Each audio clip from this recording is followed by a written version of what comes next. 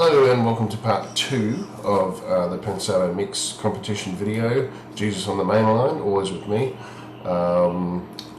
In part 1 we had a bit of a look at how I set up the mix and how we sort of set up our buses and a few things to look at, some audio channels, a way to reduce your CPU power from having it suck too much power when you're trying to work on a section. In this one we're going to look at a few more skills about that, and as well as look at how to set up some bus compression or parallel compression, and have a look at the master, and at the end I'll put a little bit of a segment on the music track itself, probably about 10-20 seconds. Now I'm not sure if we can actually play a full segment of that because it is for a competition. I'm just going to show you about 10 seconds, 20 seconds of my clip. It's just a little bit of work product, and maybe that can sort of help. So there might be some liability and copyright issues there. That's why I'm trying to limit that, and I don't want to put too much up. The other reason is, if I play it on here, you won't hear it too good because of the webcam anyway, so that's one thing to deal with. So I've got about 15 minutes. I'm going to try and cover the next section. In the first video I did discuss how to reduce your CPU power by just working with some segments. Okay, now there's a second part to that I'm going to discuss now. I actually did this towards the end for a finished product, but you can do it yourself now. So we're going to look at the drums, and we've got all of our drums here. So I'm going to do again what I did in the first video. If you haven't seen that one, go back and have a look. So I'm going to click on the shakers, because these are my instruments, and go right up to the master channel here, and I'm going to click hide and make inactive, and that's basically got rid of all those instruments. I do have my buses going, but that's okay. You'll also notice now that I've actually added my buses. So I've got my drum bus, I have my long reverb, but I also have a distortion drums track here, because there's 4 tracks in this mix where the drums were recorded like ultra crushed. I'm assuming to give it an extra kind of effect. It seems to be, maybe it's an effect in the Hindi thing. I don't follow Hindi music a lot, but so I've actually made those separate, and I've run them to a separate bus, and so I can control the volume and how that comes in and out. I don't want it smashing all the way through because it's just a constant distorted noise. I don't like that. But it can have its quality, and that's the way I've added it, certain sections within the song. We'll have a look at automation towards the end. But for now, what I've done, up here we got my sends. So that's on the snare top and bottom, and the floor mic, as well as some sends to from the rack and the overheads. Okay, and they're all going to distortion drums. And that's something I'll need to change there. They should be going to 3, 4. Sorry, that's correct. Yeah, they're all going, all these, bus 3, 4, and there's an output here from bus 3, 4, which is going to the long verb. Okay, so basically all those tracks with that send on it are going to my long tail reverb track, and I'm controlling the amount of spatial sort of tail reverb within the mix there. This is my clean track, so everything else is generally running through this track as well, all the cleaner videos and things like that. Now, the main point of all this is that what you can actually do, if you want to reduce the amount of CPU and RAM usage, you can actually get, you probably set up a send on each of these, okay?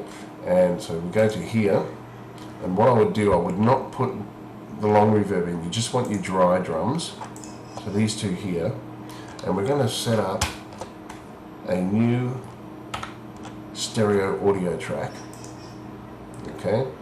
And you want to put a send on from this track and this track to your audio And if you want, you can. If you've got a tape simulator, you can put a tape simulator on. If you've got a compressor, you can maybe put a compressor on. Don't crush it too hard.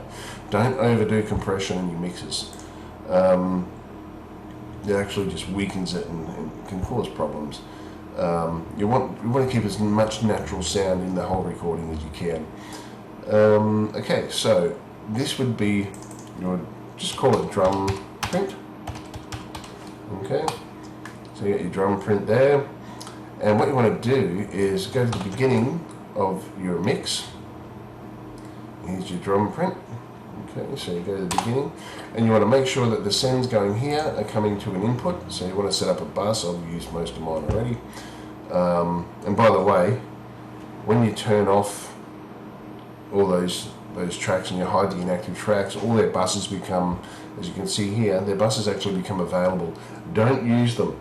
Don't fall in the mistake that you think they're free, because they're not actually free. Once you turn it back on and make those tracks active, these will come back on. So you want to use a different track, something that's not being used, okay? Now, once you have all that set up and your input's done, and this can just go to your main master, that's fine. Hit record and record that down. Once you have the whole print, you can then, so I'm just going to undo this now. Once you have that whole print done, you can then hide all these, and for the rest of the mix you can just keep them off. And if you do that for each level of, let's go here, so here's all my hidden tracks. I want to bring these back in. Here. So you've got show and make active.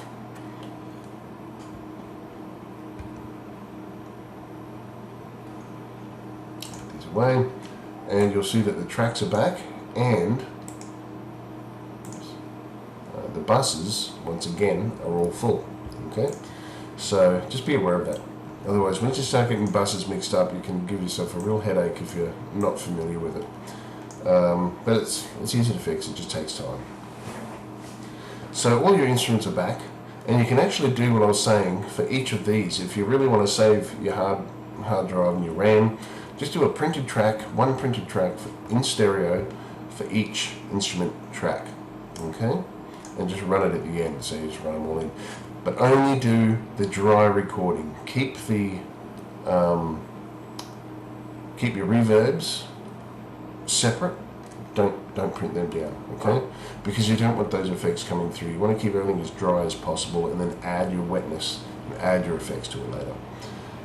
Because you always want to maintain that control. Okay, so looking now at this, if you see my mix, I've put in all my bus mixes, okay? And as I explained in the first one, each one has a little bit of EQ where I've cut something out, and then I have my main mix bus where I'm adding some more feature qualities and plugins to that bus. That also limits the amount of RAM that it's going to use, and you can actually run the whole mix over and over and over and over. Okay, so we have, in this mix we have our drums, we have our percussion, we have our secondary percussion, which is our claps, and they also have a bit of glue and a bit of verb. We have our bass, and that's just run to a bus. We have the main lead vocal and some backing vocals to those. And on here I've got my sub, I've got my short verb, I've got my long verb, and I've got some delay as well. Then I have the chorus gain, and they have the same. We have some organs and a piano, and I've just run all those through the same bus because they're all pretty much the same instrument, the way they react and so forth. Different sounds, but you know, it's still the same. Then we have our acoustic guitar section, as I've explained. We have our electric guitar ambient sort of stretchy section. We have our grungy guitar section in octaves. We have the brass section. Now, this is good for a bit of a backup in your vocals as well. Then we have our violins. Okay. We then have our master. Now I've added that tape one in there, I'll come back to that and explain that later. I have a submix, and then from here we have all our buses. Okay, so this is my drum bus, parallel compression. This is my percussions, and basically repeating all the other instruments. What I've also added that maybe other people don't, I got my glue verb and I got my delays as well. So I'm actually parallel compressing those as well and bringing them into the mix. So that way I basically have a lot of control over everything I'm doing. I can control the levels of everything I'm doing and really control the bleed and how much everything is moving in and out. Okay, now with moving on to the next part, which is our parallel compression. If you're not familiar with what this is, parallel compression is essentially having one clean channel where all the signals go into that and doubling that channel over but compressing it. And what that does is basically kind of glue the sound together more, thicken it up, and it brings the highs and lows down into a more narrow region, and then you run that beside the clean channel and the kind of, let's call that the open, sort of more acoustic-y channel, and you can get a very nice thickness and blend between those two. Okay, so with the drums, now a lot of people don't do this, but I do, but not on every mix. I run the clean channel right up the middle with the panning, and I run the compressed channel to the left and right. Okay, I do that on the drums, I do that in percussion. This one here, that's fine, that can go full spread. Bass, again, I run it straight up the center and also compress the sides. Vox, straight up the center, compress the sides. However, on the groups, because it's sort of more spread out, because it's a whole group of harmonies, I want that fully across the field. I don't need that right up the front, because when you're centering things, you're basically bringing it to the front, and when you put everything else in spacing and pan it hard left and right, you're creating a broader stereo field, and you're really filling up that field. And the other thing too is when you're, sorry, I know there's a lot of information, but when you're panning hard left and right, in Pro Tools it's set up basically, when you pan left and right, there's a 3 dB reduction from the value in the center to the value in the hard left or hard right. Okay, so you're actually reducing by 3 dB the amount of that signal when it's moved from the center. And then I also reduce it about 3 dB from the main one here.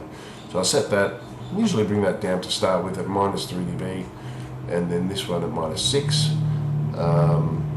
Okay, and then slowly bleed that up and bring it up. Sorry, and just match those levels off. So you still want to hear a fair bit of that nice strong front, and then this is bringing a bit of that oomph up. So it's all about energy and keeping the energy level at a certain pace, okay, and at a certain level. Let's have a look at the compression channels. I've got the grey here, I've got the red. Let's have a look at the red. These are slate tools. I've kept the ratio low, threshold's digging in pretty deep, a bit of a drive on there, I've kept that low, reasonably fast release, very fast attack, or almost full attack at the front, and just made up some gain, 3 dB, minus 3 dB of what I was pushing here, because that, when it comes in, it's sort of hitting about 3 on here. Okay, moving across. On the brass, for instance, I just thought I'd try something a little different. I didn't push it as hard. This is only pushing about 1.5 to 2.5 on average. Makeup gain, I did do 3 dB just to give it a bit brighter sound. I rolled off a little bit to 31 Hertz on the bottom. 3.5 release as well. So that's these work similar to an 1176 compressor, where you drive it more this way, it's going faster. I'm pretty sure it is anyway. Yeah, so look, these are some great ones. If you'd like to know more about the Slate tools, I got a review on my web channel, sorry, on my YouTube channel. It's called Slate Review. Check it out. I'll go through and explain all that. Got a few reviews there too. So let's see how we're doing for time.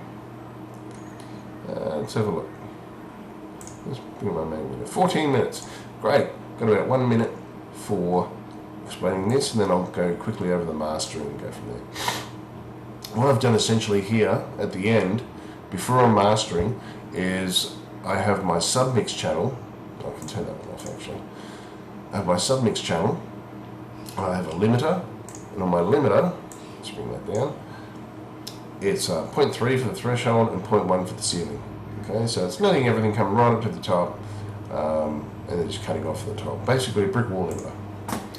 I've got a bit of gain here. I've just pulled it back a little bit because it was driving a little hard in the range here. I want to keep that range down sort of from 20 to 16 before I master. Even up to 14 is fine when I master.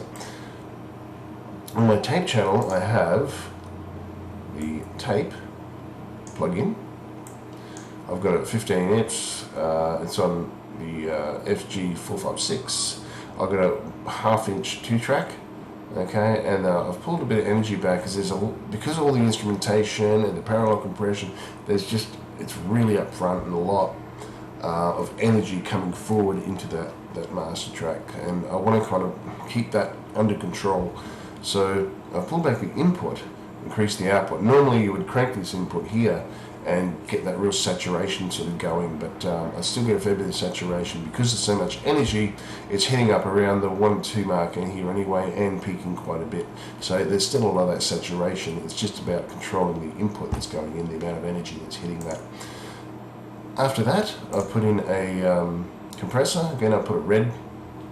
I've kept the compression rate low, about 1.5.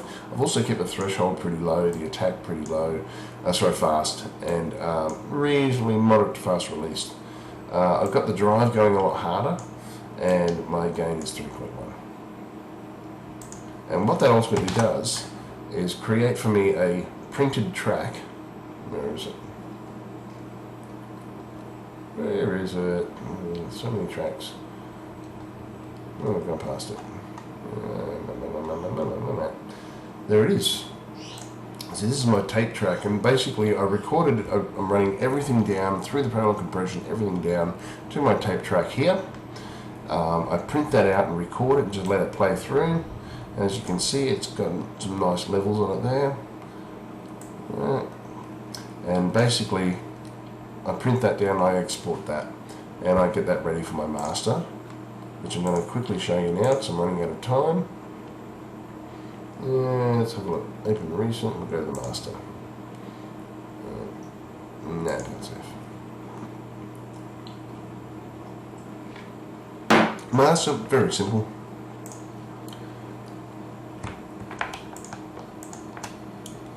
Because most of the work's done in the mix and you're getting those qualities, once you get to mastering, all you want to do is polish it off and bring everything kind of the best to the surface, yeah? So, again, here's my EQ. I've basically increased about 0.7 dB over the bass at about 100 Hertz, and then just reduced everything quite minimally, as you can see, 0.7, 0.8, 0.5, 0.8, and just really sort of cut back on any of those let's move this down, annoying frequencies that would still be sort of coming through a little bit, so you got a nice finish there coming through. I've also done a bit of a roll off to 25 Hertz on the bottom and 1600 on the top. Sorry, 16,000? Yeah, on the top.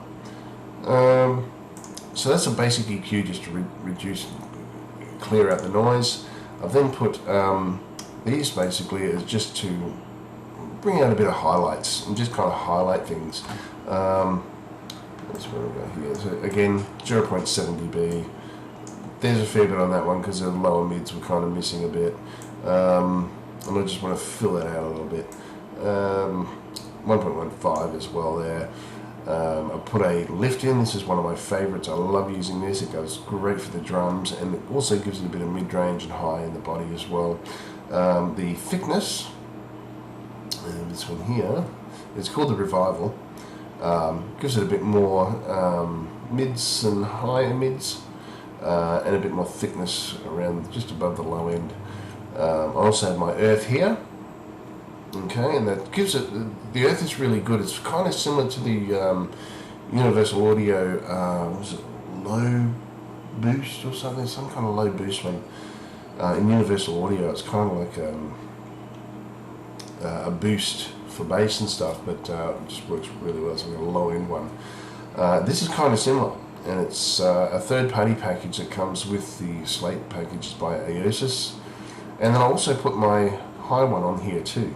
Okay, Just get a bit of a curl off, and I've set the frequency for about 3.3, and the frequency on here for 80. So it's some nice punching, because the kick drums and the big tom drums and everything in this song, because they're India, kind of a larger drum, boom boom boom, or large useful drums, and that's where they're kind of working their frequencies, even probably lower. But 80, I figured, was a pretty good spot, and it just gives it that nice roundness on the drums. In the high one, again, just to add a 1.1, that's even quite a lot, but I need to bring in that brightness up. So while I've got it here, here, here, and back here, and by the time your dB is cumulative, okay, it adds each time. So you've got to be very careful. There's 1.2 here, 11.5, I don't think that's actually in dB though, and that there 1.3, so you're already increasing things by 1.8, so 2.7, there it is, 2.7 dB increase in your high and upper mids that you're already increasing. So you got to kind of be careful. This one here is just 0.5, so you always got to be careful where you're raising it. You don't want to raise it too high, or you'll start getting the sharpness, and you're killing your mix. But even that, technically a fair bit there, but it is cumulative, so it's going to increase, but I have to do it according to how I hear my mix. Almost second last, we have the de-esser, okay, and I just put it on master lead vocals. This also comes with the Slate package, and really good de-esser, very nice. It allows you to remove a lot of the harshness of the high end, but still keep a lot of the sibilance, natural sibilance, and the sibilance that doesn't rub on your ears, essentially. It still keeps a lot of that natural quality there. It's a really good de-esser. It's really good de-esser. Then, basically some stereo enhancement. I kept on LR. You can do the mid-side, but I just kept on stereo mix. And just, yeah, look, you can expand these, push them up and down, but I just about there. And then you're a leveler. And again, Slate tools. This one here was, these are waves. So I basically use waves. I use contact tools and things. I also use the Pro Tools tools. And I use the Slate tools. And I have some tune tracks. I have a number of different things. So anyway, when I'm coming to here, I've only added about, what's this one? Yep, 1.1, well, I think it was about 0.8 that I had. But, so this here is your leveler. It allows you to increase the energy, the RMS energy level within the mix. I try to keep it sort of between 12 and 10. That's pushing it. For radio mixes, it should be around -11, but if it's a CD mix, it can go up a little bit higher anyway. Can't keep it around 14. It just depends on the mix.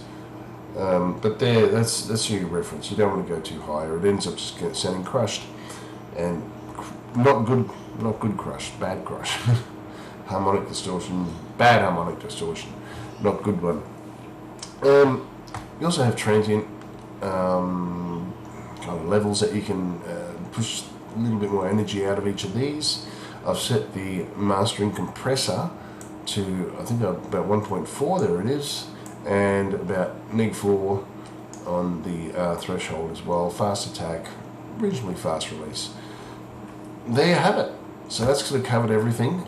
Stick around, there should be a little portion, a segment of the master track that I've done so far.